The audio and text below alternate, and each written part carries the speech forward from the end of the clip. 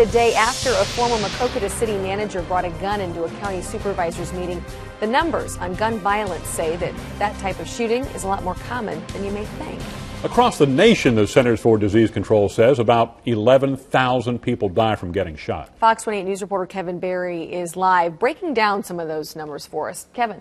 Scott and Tiffany, it's the big incidents that everybody remembers, but what people might not realize is it's the shootings like what happened in Maquoketa yesterday that are responsible for a majority of those 11,000 deaths every year. Mass shootings get more coverage because, the fact that people find it interesting and there's multiple victims, but something like that happened in Maquoketa yesterday, unfortunately, isn't that uncommon. So while the worst cases, like the movie theater shooting in Aurora, might stick in your mind, the numbers tell a different story. Mayors Against Illegal Guns, a nationwide coalition of mayors, say that less than 1% of gun murder victims across the nation in 2010 were killed in incidents with 4 or more victims, which would classify it as a mass shooting. Texas State University studied 84 active shooter scenarios from 2000 to 2010. The median number of people killed was 2, and it was a handgun that was used a majority of the time, not an assault rifle or shotgun. You can't eliminate all the instruments that somebody could use to harm you. In Tuesday's shooting in Maquoketa, the Jackson County Sheriff says the shooter, Gus Glazer, became angry during a meeting regarding the tax value on his home.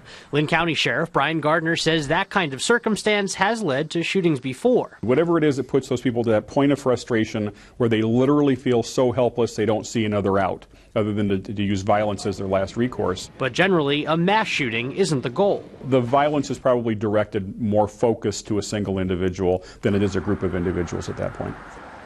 An autopsy conducted today determined that Glazer did commit suicide. He shot himself while at least 3 people were on top of him, trying to hold him down after he opened fire in that meeting.